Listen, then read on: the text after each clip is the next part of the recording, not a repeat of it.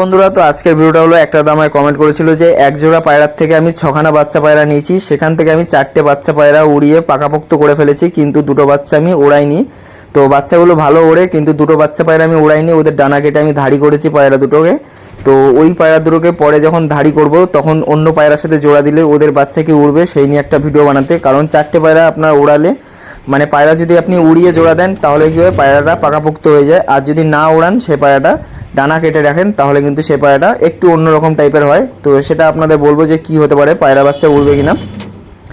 তো যে পায়রা 4টে উড়িয়েছেন সেই পায়রা একদম তৈরি হয়ে গেছে, মানে জোড়া দিলে ওদের বাচ্চা আরও বেশি ভালো উড়বে। আর যে দুটো উড়াননি সেই পায়রাও কিন্তু বাচ্চা উড়বে। এবার পায়রার লাইনের উপর ভালো করে ম্যাটার করে, যেটা পায়রার লাইনটা কীরকম আছে। পায়রার লাইন যদি ভালো থাকে পায়রা 100% উড়বে। যে পায়রা আপনি ডানা কেটে রেখেছেন সে পায়রারও বাচ্চা উড়বে, আর যে পায়রা আপনি ডানা দিয়ে উড়িয়েও মানে সেট করে রেখেছেন তাদের বাচ্চা উড়বে। তো এই নিয়ে কোনো চিন্তা করতে হবে না, কারণ যে পায়রা ব্লাড লাইন থাকে ভালো তো সেই পায়রার বাচ্চাও উড়বে। তো সেই পায়রা যখন ধাড়ি হয়ে যাবে, তো এর মধ্যে একটা জিনিস কি হয়, ধরেন যে পায়রাটাকে উড়িয়েছেন সেই পায়রাটা মানে দেশি মুরগি যেমন ছাড়া থাকে, মানে পুরো সলিড টাইপের হয়ে যায়।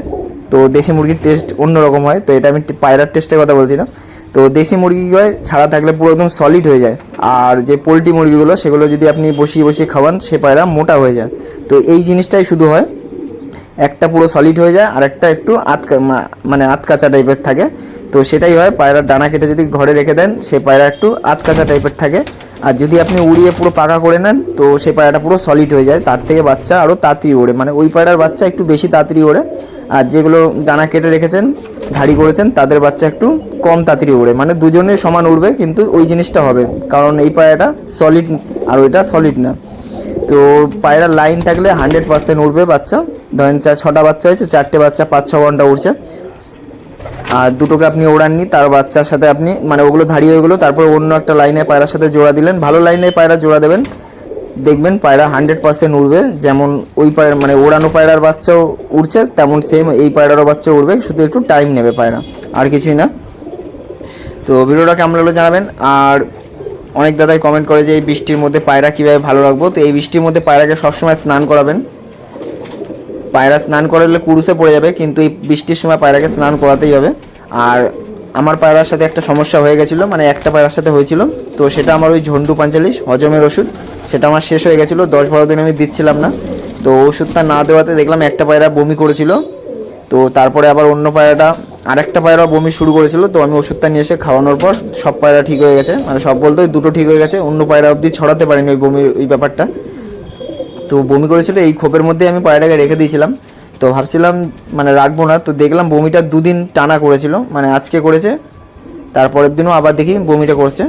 তো দেখলাম না এবার মানে ওই সমস্যা হয়ে যেতে পারে, তো আমি ওই হজমের ওষুধটা নিয়ে আসলাম, দেখলাম হজম ওষুধটা দেওয়াতে ঠিক হয়ে গেছে। এই টাইমে হজমের ওষুধ মানে বেশি বেশি করে দেবেন, সপ্তাহে 2বার কি 3বার এরকম দিয়ে রাখবেন, পায়রা কোনো যেন হজমের না সমস্যা হয়। কারণ এই টাইমটাতে কিন্তু পায়রার হজমের সমস্যা হবে, কারণ পায়রা এই টাইমে কুরুসে পড়বে, পায়রার খোপ মানে ভিজা ভিজা টাইপের থাকবে, পায়রার খোপে রোদ কম পড়বে, এইগুলো কিন্তু হবে এই টাইমটাতে, যতই ভালো খোপ হোক না কেন কিন্তু এই সমস্যা কিন্তু হবে। আর কুরুসে পড়বে, পায়রাকে স্নান করাবেন এই টাইমে, না হলে কিন্তু পায়রার সমস্যা আসবে। যত স্নান করাবেন পায়রা তত মানে ভালো থাকবে। ধরে আপনি বালতির মধ্যে চুবিয়ে ছেড়ে দেবেন, কোনো সমস্যা থাকবে না, রোগ ভাইরাস থাকলেও কেটে যাবে একদম। যত স্নান করাবেন, সপ্তাহে 2বার করে স্নান করালেও পায়রা এই টাইমটাতে বিশেষ করে পায়রা ভালো থাকবে। কিন্তু আপনার ওয়েদার বুঝে, যে বৃষ্টি হচ্ছে আপনি ধরে পায়রাটাকে স্নান করে দিলেন, ওরকম করবেন না। যেদিন দেখবেন একটু শুকনো শুকনো ভাব আছে, মানে বৃষ্টিটা কম হওয়ার চান্স আছে, ওয়েদার রেডার অ্যাপ আছে, ওটা আপনি দেখে নেবেন যে এই টাইমের মধ্যে বৃষ্টি নেই, আমি পায়রাগুলোকে ধরে বালতির মধ্যে চুবিয়ে স্নান করিয়ে খোপে ছেড়ে দিলাম, তো কোনো সমস্যা হবে না।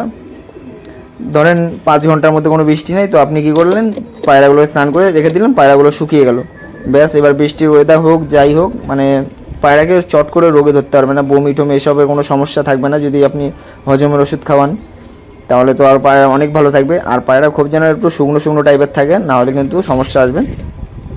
আর যেটা বললাম, পায়রা ডানা কেটে রাখলেও কোনো সমস্যা হবে না যদি আপনি ধাড়ি করেন ডানা কেটে রেখে, তারপরেও কিন্তু পায়রার বাচ্চা উড়বে। তো আমি এগুলো করে দেখেছি, মানে আমার যে পায়রা উড়াইনি, 3টে পায়রা আমি আছে উড়াইনি, তো সেই পায়রারও বাচ্চা 5-6 ঘন্টা আরামে উড়ে যাচ্ছে।